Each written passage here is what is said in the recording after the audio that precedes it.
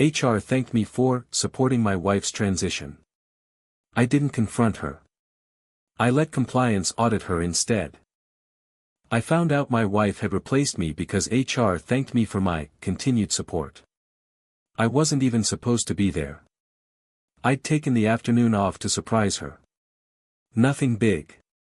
Just lunch and a dumb little plant I saw at Trader Joe's that reminded me of the one she killed our first year married. 21 years later, I figured I'd try again. Her company's office was inside one of those mixed-use buildings downtown, glass, steel, motivational quotes on the walls. The kind of place that smells like espresso and ambition. I stepped up to the front desk. "Hey, I'm here to see Rachel Moore." The HR rep smiled politely. "Do you have an appointment?"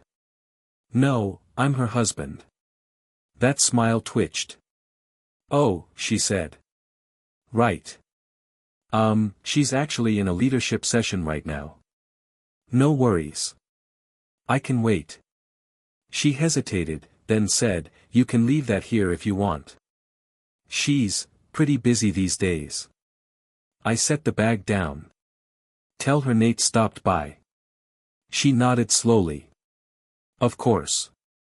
Then she added, without thinking. "Honestly, it's really great how supportive you've been through all this. Not every spouse is okay with transitions." Transitions. I didn't ask what she meant. I didn't need to. My stomach already knew. Rachel and I met when we were broke and stupid and optimistic. Married at 26. Rented apartments with bad plumbing. Shared one car.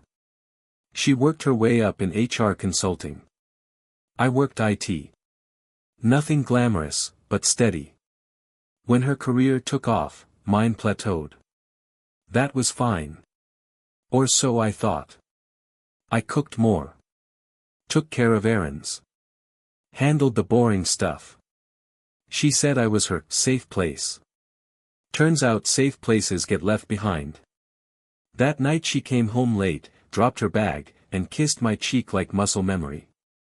"Sorry I missed you today," she said. "Crazy schedule." "It's fine," I said. "HR says zoo lately, huh?" She froze for half a second. Recovered fast. "You stopped by?" "Yeah." "Dropped lunch?" "Oh. I must have missed it." Of course she did. I didn't snoop right away. I waited. Watched patterns. Late nights. Weekend offsites. Phone face down. New password. Then one Saturday morning, while she was at yoga, I opened the shared laptop. Rachel wasn't careless, she was confident. She assumed I trusted her. She was right. That's why it hurt so damn bad when I found the folder labeled personal. Inside were notes from a coach. Articles about outgrowing long-term relationships. Draft emails she never sent. And one document that made my hands shake. Life plan, post-Nate. Post-Nate. She'd already moved on. I was just still physically present. I kept digging. There was a second phone. A second email. And eventually, a lease. Not in her name. In his. Evan Brooks. Director level. Same company. Same floor. The apartment wasn't fancy. That was the part that crushed me. It wasn't a fling. It was normal. Comfortable. Groceries in the fridge. Shared streaming accounts. A life. Their life. On the kitchen counter sat a framed photo of them smiling at a farmer's market. She wasn't wearing her ring. I took pictures of everything. Then I went home and made dinner like nothing was wrong. Here's the thing about being in IT, you notice details. Systems. Permissions. Logs. And Rachel? She'd been cutting corners at work. Favoring Evan. Adjusting performance metrics. Fast-tracking promotions. Sharing internal info that shouldn't have been shared. It wasn't flashy corruption. It was subtle. Death by 1,000 small violations. So instead of confronting her, I called compliance. Anonymously. Then I waited. The investigation took 3 weeks. Rachel grew tense. Snappy. Paranoid.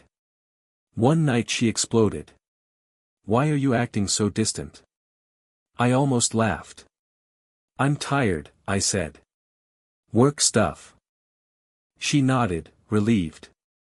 Like she'd passed a test. The call came on a Thursday. Evan was terminated. Rachel was placed on leave. She came home white as a sheet. "They're accusing me of favoritism," she said. "This is insane." I looked at her calmly. "Is it?" She stared at me like she was seeing me for the first time. "How do you know?" I didn't answer. She broke down. Confessed everything. The affair. The plan. The fact that she'd been working up the courage to tell me. I nodded. "Cool. I already know." The divorce was ugly, but short. No kids. Clean split. She lost her job. Her reputation took a hit. Evan vanished. I sold the house. Bought a smaller place. New couch. New routines. New peace. 6 months later, she emailed me. Not to reconcile. To apologize. I didn't respond. Some chapters don't need a sequel. Now I work remote. I cook for myself. I go to the gym. I sleep like a rock. I'm dating again. Slowly. Honestly. Last night, the woman I'm seeing said, "I really like how grounded you are." I smiled. Yeah. Turns out losing everything that wasn't real makes room for what actually matters.